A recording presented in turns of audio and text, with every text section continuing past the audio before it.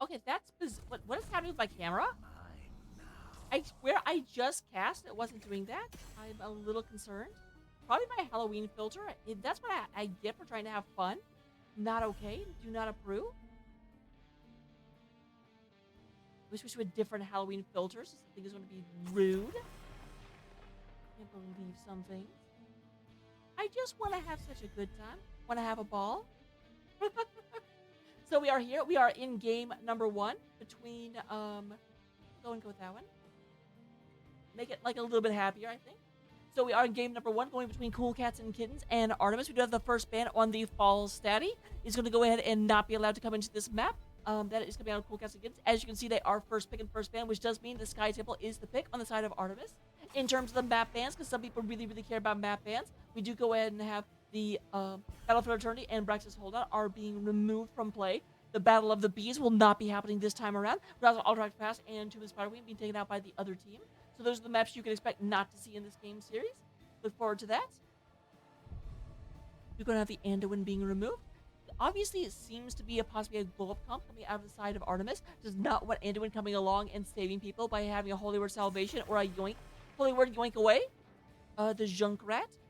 Very, very big displacement hero. Says, I don't want to have my team spread out. I definitely don't want my team put together whenever that stupid little wheel comes through.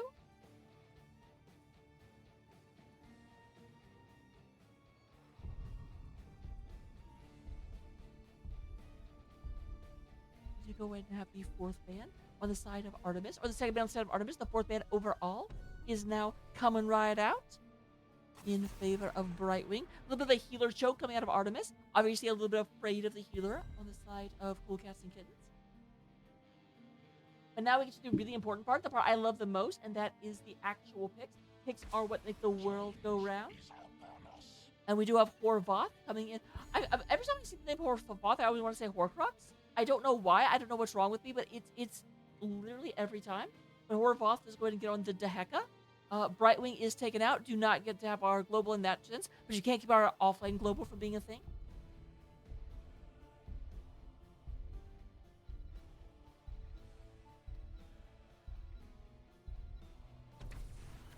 Looks like the Lucio will be coming out there, as well as the Johanna. I know it's Johanna, and I don't care.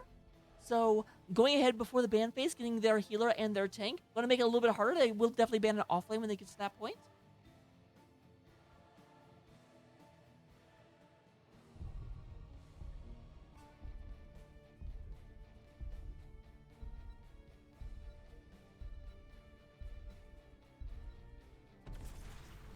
All right, you have the Anubarak coming back. So it looks like both sides have taken their healer and both sides have taken their tank, and Dahaka also. So just a lot of damage not yet locked down. We do have Anubarak. We kind of talked about how that's interesting because the Anduin ban kind of indicated they were going for a blow up comp, but Anubarak is super, super, super critical to a blow up comp.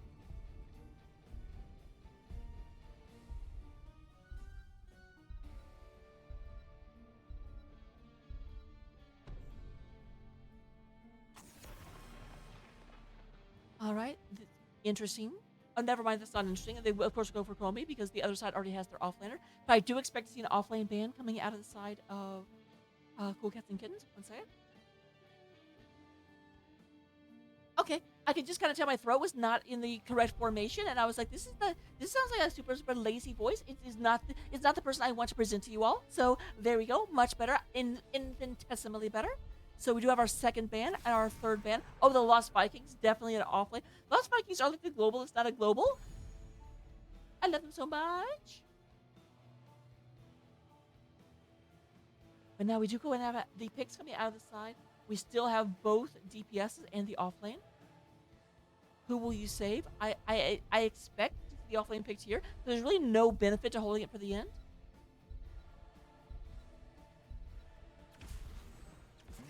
But no, they are going to hold it for the end, just to make absolutely sure the offlane will win their matchup.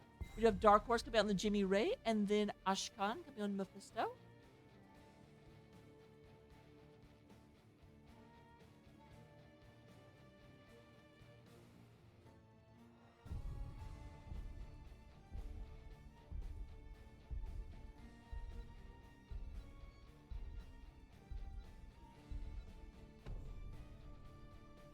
I should also mention, if any of you are out there in Followerville and like the thing won't let me type, this is crap. Obviously you can verify your information. Yeah, I'm sorry, I get hate rated sometimes, so I kind of have to have defenses in place. But then also, if you just follow the channel for at least a day, you'll be able to type even without doing that. I'm not trying to make you give information to Twitch because they kind of suck at data security. I'm just trying to protect myself. We have Cassia coming out on the side of Pushover. And then Gul'dan is going to be the pick on the side of Descolada. Descolada. Oh, and we do have Jotak on the Samuro. I didn't notice that until just now. So let's see here. We have Engage. Johanna, very, very good against Engage. Can kind of shut that down. But not a lot of beef to go with it. Even Samuro kind of just falls to focus fire. So I don't know. Samuro's going to be very, very difficult for Dahaka. But Dahaka will obviously just sort of avoid him. And I do feel like the Shrine control will go to the side of Cool Cats and Kittens. However, the thing to remember about that is that Cool Cats and Kittens, like the Shrines will be in multiple places, so that may not end up mattering. We're going to go into the game right now, and then I will also get the gambling up for you addicts, because I know that you guys are out there.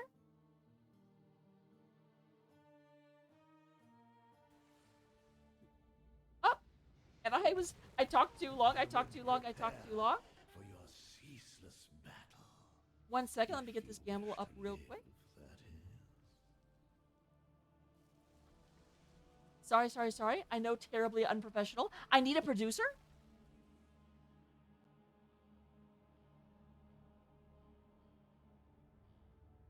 The temple opens in 10 seconds. All right, here we go. Now, looking at this, we do go ahead and have on the side of Cool Cats and Kittens coming out of the Cyan Gate.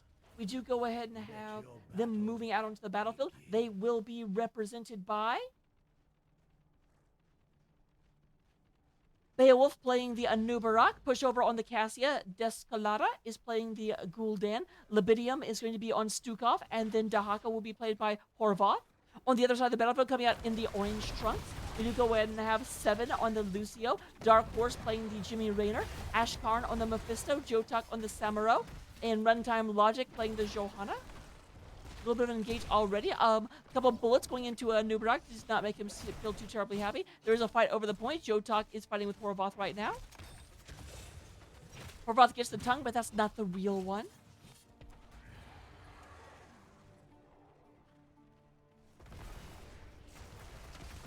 Here is everyone else coming through. There is quite a bit of damage. Runtime Logic leading the way. A lot of stabby stabs coming into play.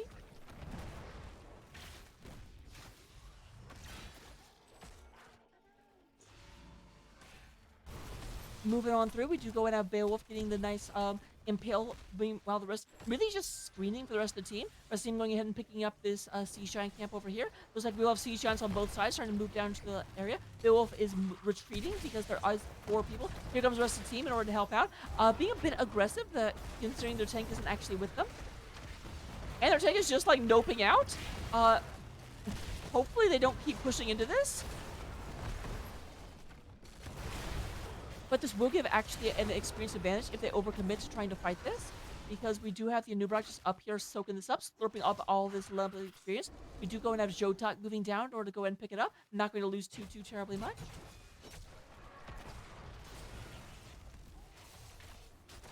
Nice 3-man impale coming through. 7 going ahead and skating away. He is a skater boy.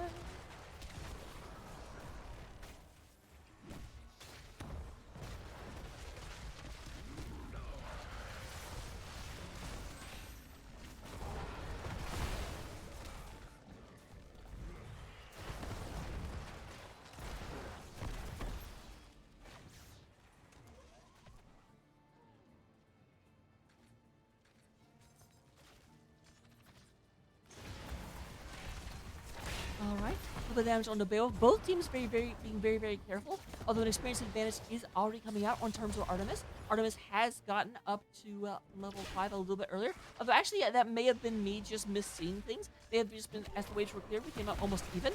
A lot of damage on the Johanna, but the Unstoppable does come out in order to keep her alive. There is the stun, going to end up missing, however. And a lot of damage going in here. We have Mephisto going ahead and ghosting out. But a decent amount of damage done to the towers.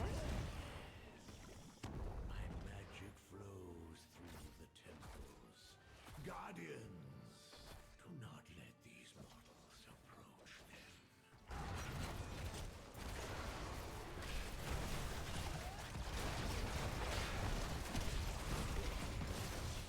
We do go and have most of these should be paid to this middle temple. Dahaka actually being left alone to capture top. However, they are not dealing with this mercenary camp, so that could be a lot of revenge pressure. One-time logic going in, a lot of damage. Gul'dan got ahead and shoot some pale flames out there. And for at least the moment, we do have the shots coming from blue on blue. Although it does look like Dahaka has moved down to deal with that camp. There's a silence coming down on Ashkan. Ashkan is not able to teleport away. Is poisoned. Are they going to survive? The answer is no. They do go in and are the first blood. The bloodlust, as Bankai would say. Yes, I'm always going to reference Bankai because Bankai is my friend. Deal with it. And we do go in and Cool Cats and Kittens just leading the way on this map. A lot of laser beams coming out. We do have Beowulf moving down below. No split push for you, sir.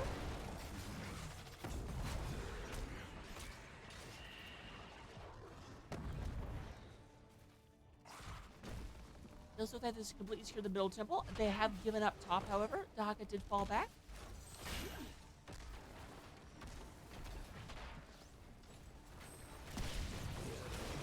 Oh, slightly missed it, but we do have Lucio being taken out. That is going to trigger a retreat. And oh my gosh, it was one shot before. If they stayed there for one more shot, they would have gotten all of them.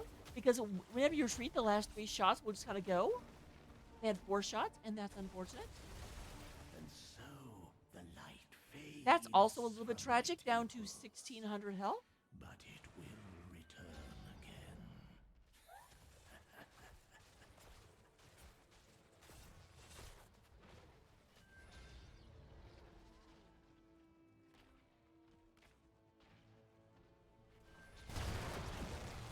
We're going to have a mercenary camp moving across the top of the map.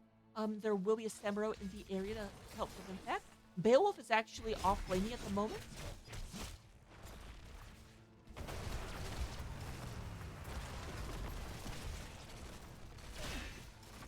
It does look like the rest of the team wants this middle fort. And it looks like they've just gotten to the point where this will get taken out by minions. In theory.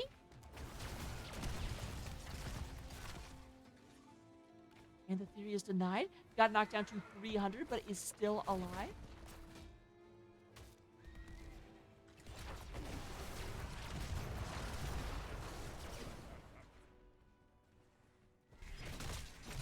Alright, looks like this will be cleaned up, but the entire... Well, actually, the entire front wall was already gone. Never mind. Tried to get value where one never existed, and that is not what we look for. There will burrow in. We do go in and have Vorvoth and Beowulf. But the rest of the team not quite up here. We'd have Libidium running up. Runtime Logic is leading the retreat. Right now, we do have level 10s for Cool Cats and Kittens. We are looking at Cocoon, Horrify, Adaption, Flailing Swipe, and Ball Lightning. Level 10s now picked up on the side of Artemis. Hyperion, Blessed Shield, Blade Storm, Durance and Hate, and High Five.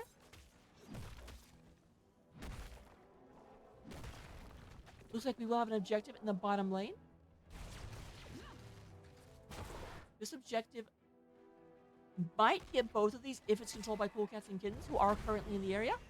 But we'll have a bit of a harder time because the entire front wall... Or not, okay, no, that is down. But a lot of the front wall is still up in terms of that fort. Meanwhile, we do have... oh, never mind. I did not see a Horrorboss for a second.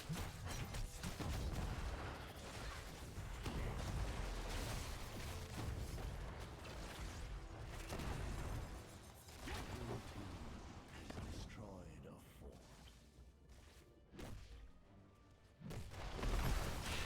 Does look like Artemis are not really able to make an aggressive posturing. Although they have an opportunity now. They're not even interested in fighting over this. We actually had Gul'dan start to fall back, and they're like, oh, they're not coming? Well, okay then.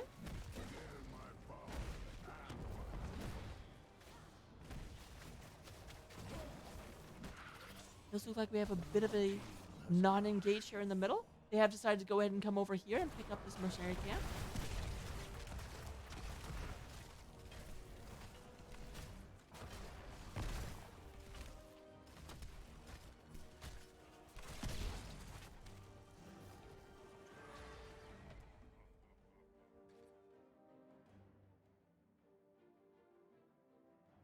Alright, sorry about that.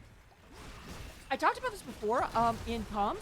I actually have like something with wine on it on my pants. I have no idea where it came from.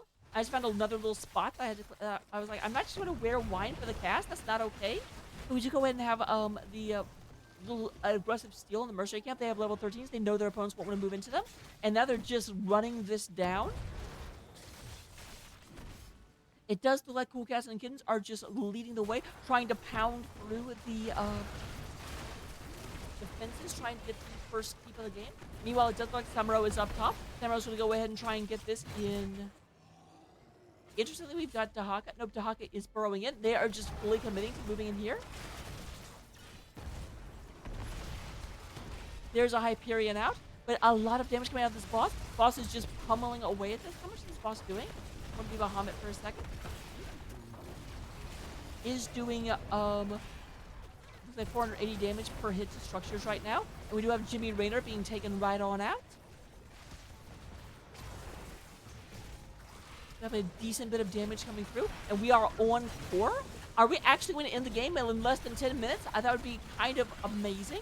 They are pushing through shields right now. Runtime Logic does get back into it. A catapult and 2 rock throwers, as well as the boss. Boss is still barely up, although that's going to... Yeah, and the core goes down. We actually have the game ends in 9 minutes and 29 or 26 seconds. Good lord. Okay, a lot of you guys in chat are better at this game than I did. What was that? Huh? I have a lot of questions for Cool Cats and Kittens whenever this is over. Assuming they win, I definitely want to see Artemis come back in a big way. I want to see in Game 3. I don't necessarily want Artemis to win, but good lord. In terms of the stats at the end of the game, we do go ahead and have Stukov coming in with 32,000. Lucio on the 23,000 mark. You get hero damage. Gul'dan leading the way, coming in with 21,000 damage over the course of the game. 18,000 from Cassia and 15,000 from Raider. In terms of that ever-important soak, we do have Jotok leading the way, not surprisingly. He kind of gets to be in multiple areas at the same time. Doing 10,000. Dahaka coming with 9,000, basically. I'm rounding. And, yeah. That happened. So, join me for game number 2 in just a second. Good grief. I'm sorry, I'm kind of at a loss. I'm not... Huh?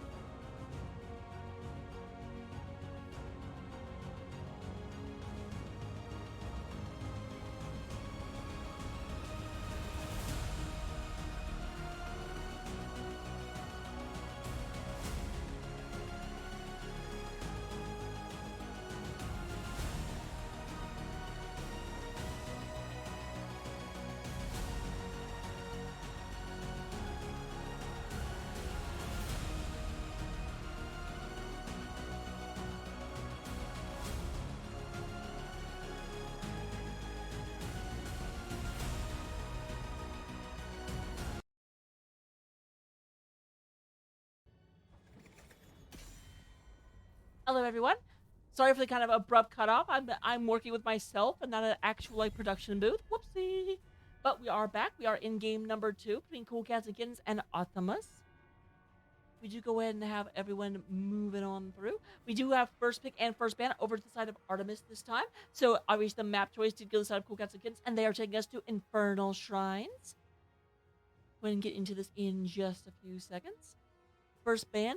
Based on what happened last time, I'm not sure who I would say the big problem is. Who is Artemis going to say, okay, this is the person we could not deal with. This is what we need to make sure does not happen again. Because there was a lot of just... There was a lot. If I had to say... Finding more...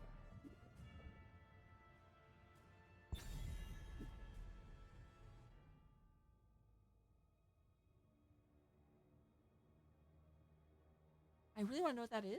That's one thing about somewhat good about the series not taking as long as it could have been, because that first game was done quick. I need to investigate and find out what actually is causing this. I keep finding little like wine.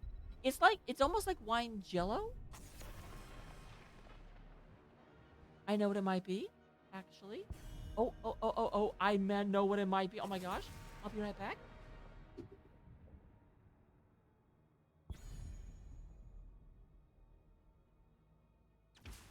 Change is upon us. The crusade calls.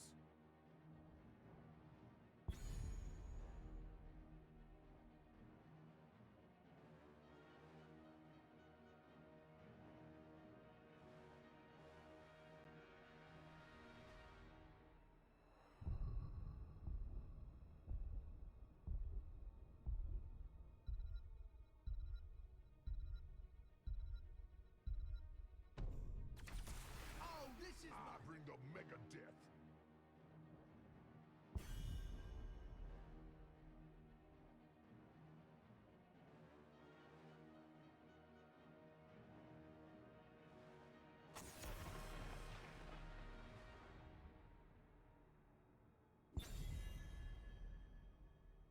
Super sorry about that. It was not what I was worried about what I might be. However, what occurred to me, what I was concerned about, is that I was like, oh, I do have these little like Jello packs in my refrigerator. What if the refrigerator drawer is ajar and the casters have access to that? Now all my stuff is like spoiling. I did not want to wait several hours to go check to see if like my refrigerator died, but it didn't. So that's not the issue. Still don't know what it is, but at least as soon as that occurred to me, I'm like, I will worry about this for the next forever. So, let's not have that be a ongoing concern. We do go and have Jota coming back with Dahaka. Same as last game, Lucio, but this time we do have ETC as opposed to Johanna. Johanna actually picked up by Beowulf as well as Brightwing. Once again, prioritizing their tank and their healer before the ban phase. Speaking of the ban phase, we did decide to get rid of the Anduin and the Anubrak. Anubrak definitely does make sense. There was a lot of just lockdown and explosions happening from the side of Cool Cats and Kittens. We do have mostly the same bands, although I don't remember the Mephisto from last time. Ragnarok going to be going up against Dahaka. Interesting. And we do go ahead and have the Jimmy Raider one more time. One more time.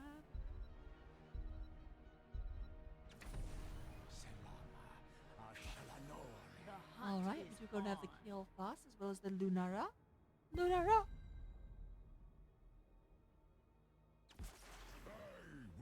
And the Gul'dan. So what? Very very similar comp to last time. I'm trying to remember. I don't think they had Brightwing before. No, they had Stukov. So they do switch out for Brightwing, but their DPS, their Raynor and Gul'dan are still the same two heroes they had before. So I'm expecting a lot of blow up. They do have Jotak taking away the Dahaka. Was Samuro last time, so not going to have access to that. But let's go ahead and get into the game and see what we can see, and I will see you on the other side.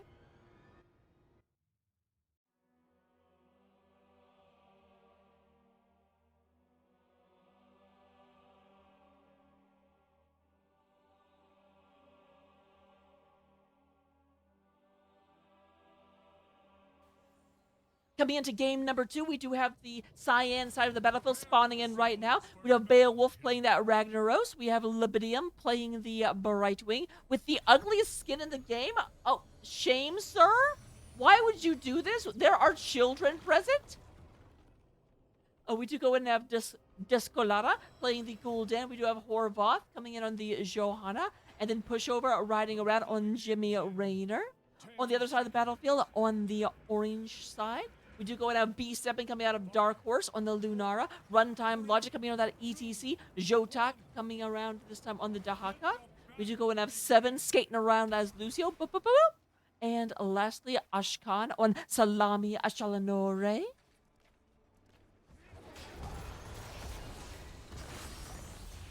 So nice, very, very aggressive Johanna running in here, trying to slow people down. There's quite a bit of damage. Beowulf going in and landing. Looking at our questing towns at level 1, we do go in at the Echoed Corruption on the Guldaddy. Loss of Hope on the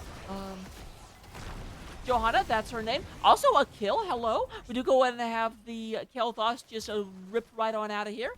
No longer going to be around. Thankfully did not take Convection, so will not be resetting their stacks. We do also go in and have Enhanced Agility on the Jahaka and Mana Edict.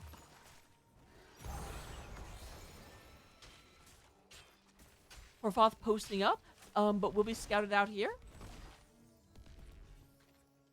Yeah, what are you gonna do? Oh, okay, that.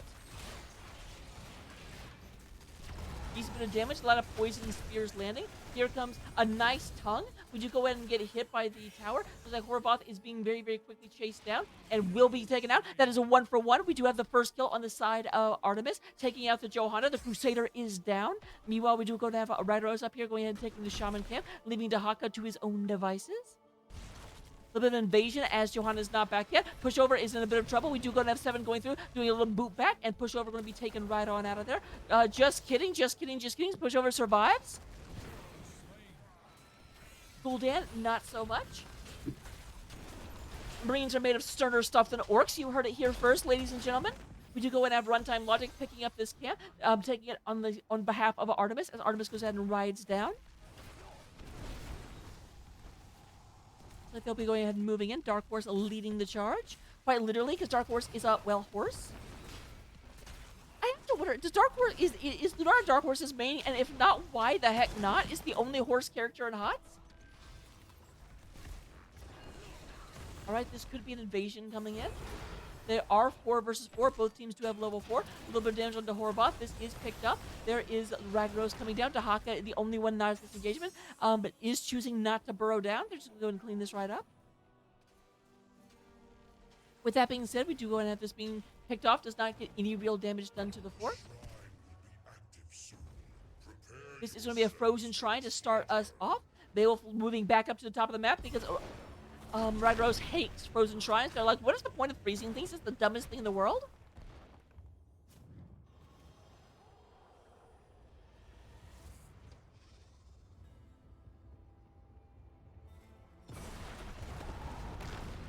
Alright, this is going to be, well, basically everyone. Everyone! Get in here! We should go and have Horvath taking a decent bit of damage. Jotak in the middle of a lot of things is consuming essence in order to stay alive. There is a boop through. It does look like pushover. Remember how sturdy Marines are said to be? Well, not this time, as the Marine does go in and get picked off. That is a 3rd kill on the side of Artemis. They are going to go ahead and pick up this, well, maybe? Never mind, they're not. Hi there, kitty. Going to have quite a bit. We've got Artemis moving through here. It looks like Descolata is going to be Desco-mated as Gul'dan goes ahead and pops. The Frozen Punisher is almost assuredly going to go over to the side of Artemis.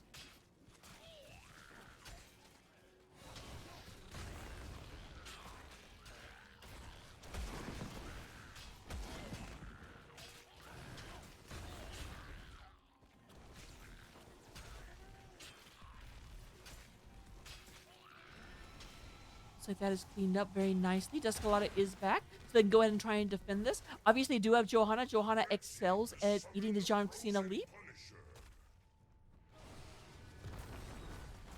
And there it goes. Unstoppable comes out. They do go ahead and try for the stun afterwards, although obviously, even that hit, I think Iron Skin was still up. However, there is a freeze, but they've already got most of the wall down. They are moving in. Ragnaros does go ahead and get into the fort in order to make sure that there wouldn't be excessive damage done. But it does look like the entire wall will go down, possibly the Moonwell.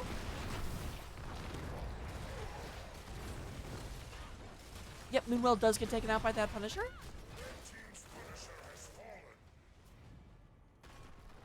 Meanwhile, we do have Brightwing off soaking in the side lane. Dahaka doing it in the mid.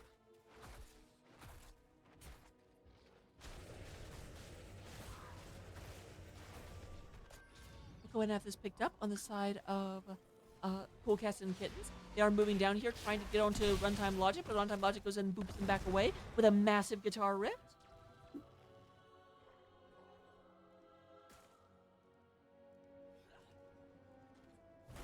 Hey, Kitty, I'm trying to cast a game right now.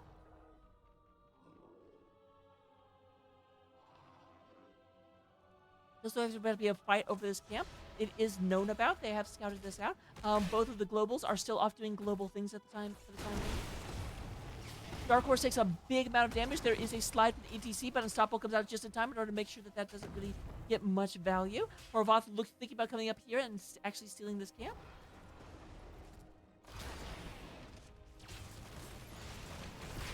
Decent bit of damage. It looks like both globals have come in for this fight. There is a Runtime Logic against Polymorph. There is a stun. Iron Skin comes out from the Johanna. Descolata is kind of being targeted at the moment, but it looks like there is a disengage happening.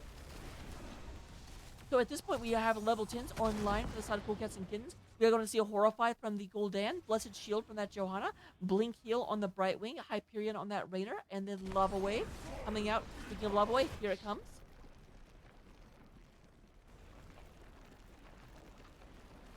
Jotek!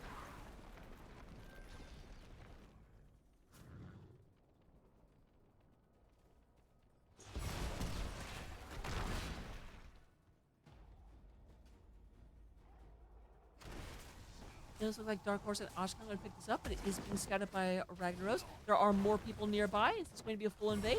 It looks like a lot of people coming in. It kind of feels like that happens a lot, where you end up having this these series of engagements where it's just the whole team is just ready to fight at any time. These teams are ready to brawl.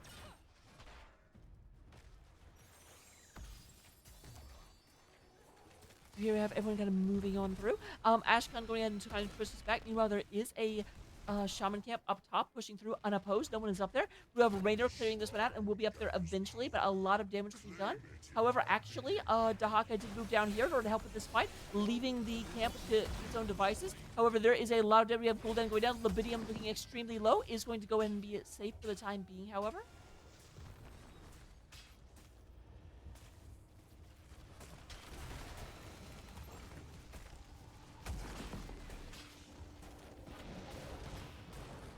Nice move from Runtime. You go ahead and say, no, you can't get into this building, and the building goes down. First fort of the game does fall against the might of Artemis as Artemis moves through, doing very, very well towards potentially pushing us into a game number 3. 6 kills to 1 in favor of Artemis, and they are not ready. They're looking at a pushover right now. Not going to kill him, but definitely going to make him rethink his life decisions.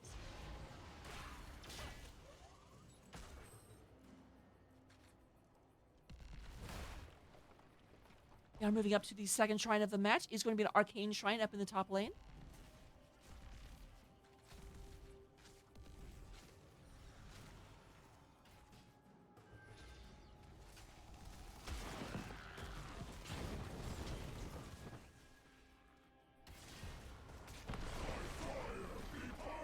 Alright, we do have a lava wave coming up through the middle. It does look like Beowulf is the next kill target. A little leap, and we do have that taken care of. But Dark Horse and Runtime were in the wave. Got a little bit of damage from the lava wave, but we're able to mostly get out. And it looks like, once again, with Raynor not up here, this is going to end up being a great advantage for Artemis, trying to get this Arcane Punisher. There is pressure being put onto the bottom lane, though. The Hyperion is coming over. There is the casual camp. We have Raynor trying to keep the minions off of this casual camp so that they can do maximum damage.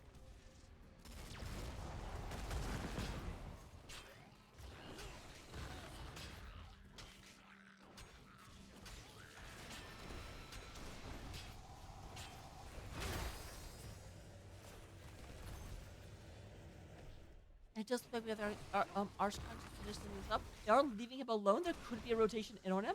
Only needs 4 more, however. Alright, and there goes that. Meanwhile, down here, it looks like there's yet another engagement. Another great drag. A Brightwing coming in. This may be a mistake. There's a lot of orange health bars there. And pushover does get pushed over. Meanwhile, up top, we have the Arcane Punisher leaping over the wall. Not as much damage here. Not able to clear this as swiftly because the rest of the team is not up there. Arshkan goes in, sets a little bit of fire. Gets blinded, but he's like, I'm a freaking mage. What do you think blinding me is going to do?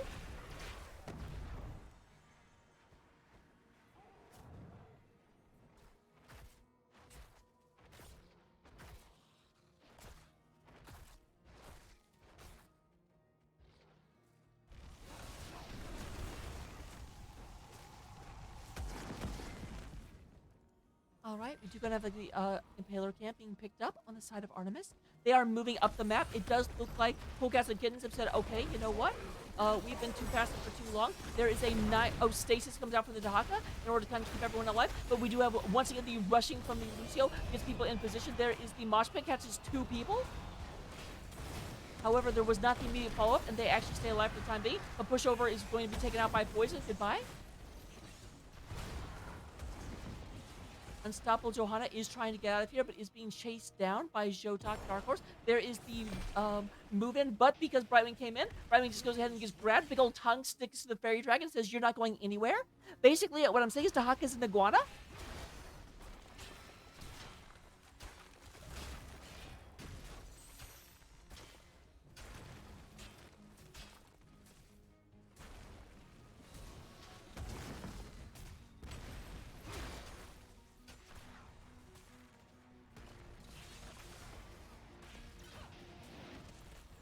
Alright, Runtime Logic gets the stun on Johanna. Johanna being unstoppable, but there's going to be a little bit of problems. But actually, down to 300 health, down to 100 health. Does get taken out by the Lunara Poison at the end of things. It was super close.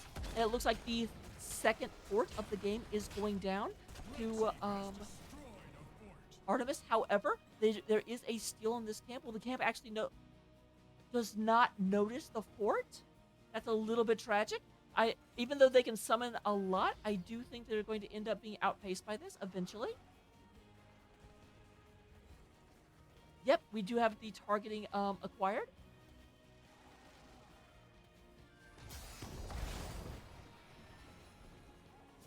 I never actually watched that interaction. I just knew it didn't ever get value, and I assumed that was kind of what happened. And you know what? I was right.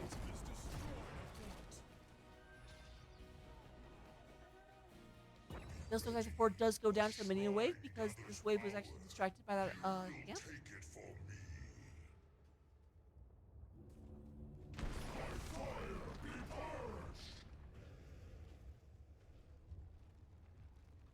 Have another lava wave coming across. That is the thing. The fact that Ragnaros can do this is going to just absolutely prevent anything from really happening. Even if they get lane priority, Ragnaros can just clear the lane so frequently that you basically, it doesn't matter if you have lane priority.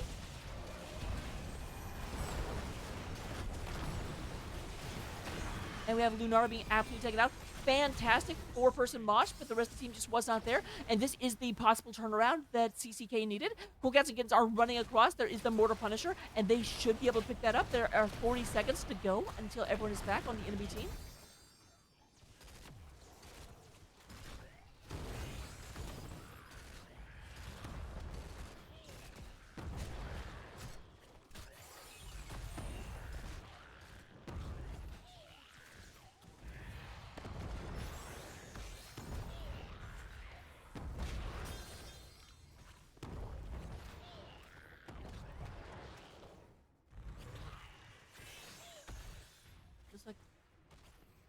They are 39ing it. They're over here trying to get... They really, really want 7, taking a good bit of damage, and it does look like 7 will survive for the time being.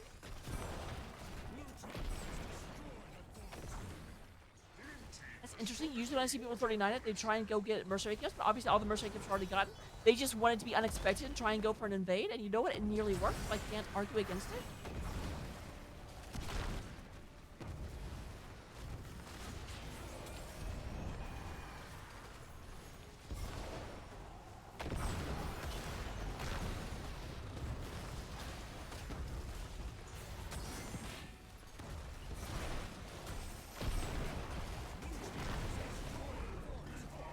All right, we do go and have Ragnaros getting into the fort. Goes for a swing, but does not get it. There is a nice lava wave coming around behind, making sure. Actually, I don't know what that's for because obviously this has been pushed in. A lot of damage coming through. We do go and have Johanna going down. The Punisher is almost gone. Arshkan is very, very, very low. Playing with fire. There is a lot of fire landing. And we do have the core goes down. Cool Cats and Kittens with a massive turnaround do actually take a game number 2. I felt sure we were going to game number 3 based on the way that started. But you know what? I was completely incorrect. I will admit to it. Let me go and see if we can get a interview for you guys. That's the word.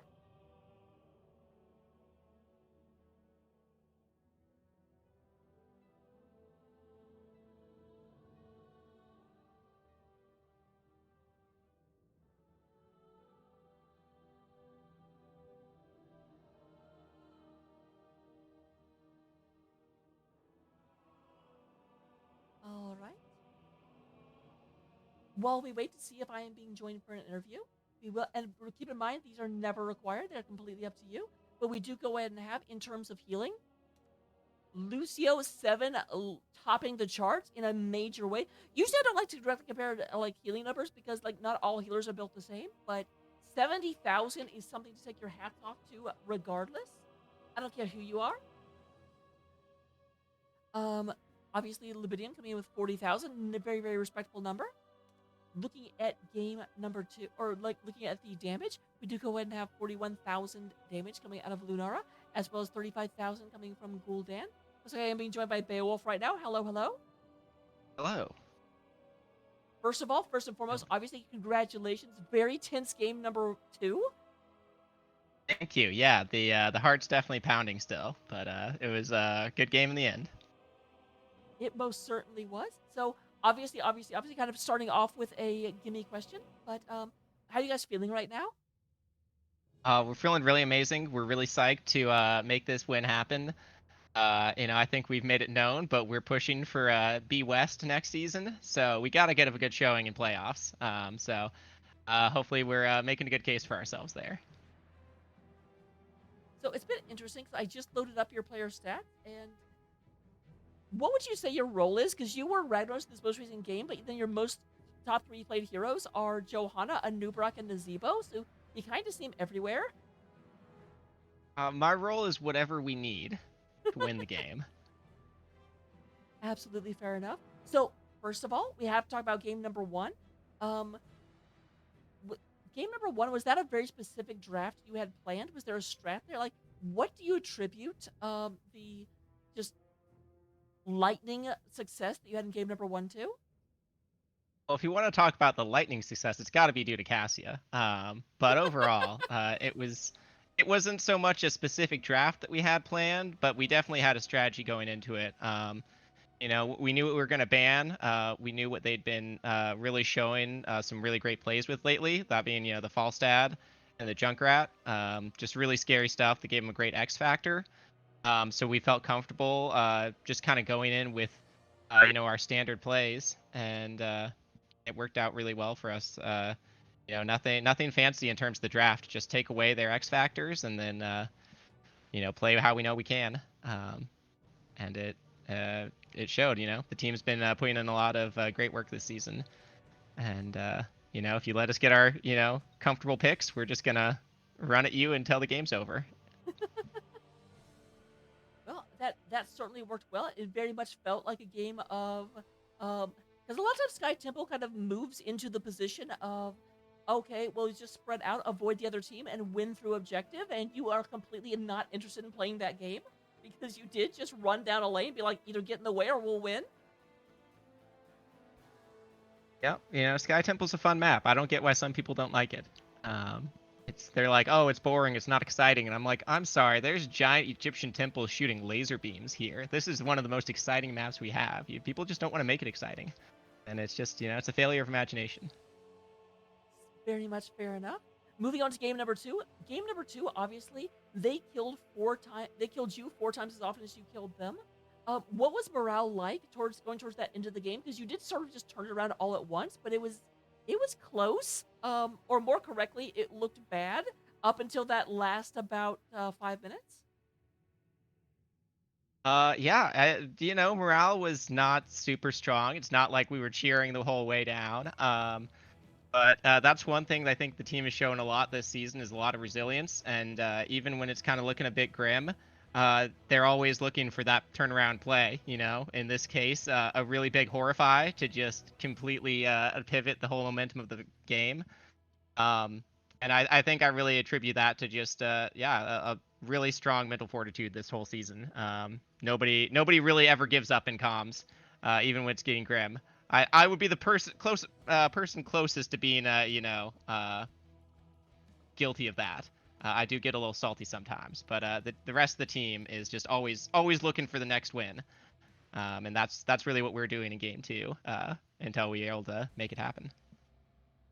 Well, it certainly worked out in the end. It was interesting because there were definitely moments where it kind of felt like um, there would be moments where it was like the objective was going on, but then you were also fighting on the other end of the map. It just sort of felt like both teams were just like, "Hey, if we have a chance to brawl them, we're going to." So super exciting map. That's not really a question, more of a thank you. Hey, we got to give the fans what they want. People, watch the cool cats and kittens to have a good time. So gotta keep things exciting, make fights happen. Can't just always go to the objectives and play the map. Nah, sometimes you gotta go somewhere else and brawl over a camp. So last two questions I have for you. First of all, with this win, it does look like obviously you're moving on into finals, and you'll either be playing Can't Connect Stuns or Roll One Esports. Is there one of those teams you're hoping to run into? That's a loaded question because from the regular season, CCS obviously took our number really early on, and so we've been kind of this whole time been like, oh man, I want to get them back for that. We just weren't on our final form at the beginning of the season, so we weren't ready for it. On the other hand, Roll One knocked us out of playoffs last season, and we'd love to return the favor. So I think in this case, I think I'd rather see Roll One take this win because I got to return the play. Now, nobody cares about regular season, but a playoff loss has to be avenged. Completely fair. Though, as a CCS alumni, I'm definitely going to root the other way. That's what makes it exciting. That way, I have to have somebody to take points from in whatever channel we're watching in. Fair enough. And then the last question, I always try and ask this if I remember. Where does the name Cool Cats and Kittens come from? Tiger King, and the fact that my team is lazy and I'm lazy. So when we had to come up with a name, I had just watched Tiger King, and I was like, oh, well, it was originally supposed to be the Greater West Coast Exotic Animal Park, but apparently that's too long, quote unquote. I don't know how I feel about that. So we had to shorten it to Cool Cats and Kittens, and I asked my team if anyone had any better ideas before we locked in forever, and nobody responded. And so the Cool Cats and Kittens were born. I mean, as a member of the, oh geez, can I actually remember it now? The Yavapai Municipal Youth Chess Club and Swim Team. The Yavapai County Municipal Youth Chess Club and Swim Team. I understand the frustration of these super stupid arbitrary character limitations. Yeah. In fact, I think I heard they increased the limit a couple seasons ago. So maybe I need to go back. Maybe we'll return to our greater West Coast roots. But with that said, those are the questions I had prepared for you. Let me go and turn it over to you for the shoutouts I'm sure you want to give. Yeah. As always, got to shout out the team first and foremost. The guys make it fun, and they keep it exciting. It's HOTS would not be HOTS if I was just jamming solo queue every day. So it's the guys that make it fun time. So, and honestly, this has been an amazing season. Some of the most fun we've had in a while, and some really good playoff action. Beyond that, got to shout out the Cool Cats and Kittens fan club. Everyone who's showing up and watching. I think Annie is still our number one fan. Crazy for Harno, sorry. Crazy is crazy for her. Harno, number 2 slot. Everyone keep an eye on the running, though. There's always a spot open for the next number 1 fan. And, of course, as always, got to shout out the casters. Thank you for picking up these matches as we schedule them, like, a day before they have to happen. It is really nice to not get called out for that, but I'll call myself out. So thank you guys for making it happen on short notice and putting on a show for everybody. Absolutely my pleasure. You'll have to like keep me away, or more correctly, you'll have to give me even less notice than you did. We'll see what we can do. But I'll go and let you enjoy the after party. Thank you very much for the amazing set and the amazing games. Thank you very much. Have a good night. You too. As for everybody else, let me go ahead and see where we can get over. I'm almost assured that I am the last NGS person currently on the air on live. A show for everybody. Absolutely my pleasure. You'll have to like keep me away. Did not mean to actually. Is that what I sound like? That's not how. That's not how I sound in my head. But it looks like we will be heading over to Sachi, because Sachi's my friend, and she's also playing Heroes of the Storm, so it seems to work well. No one can accuse me of just dragging you over to some weird New World stream.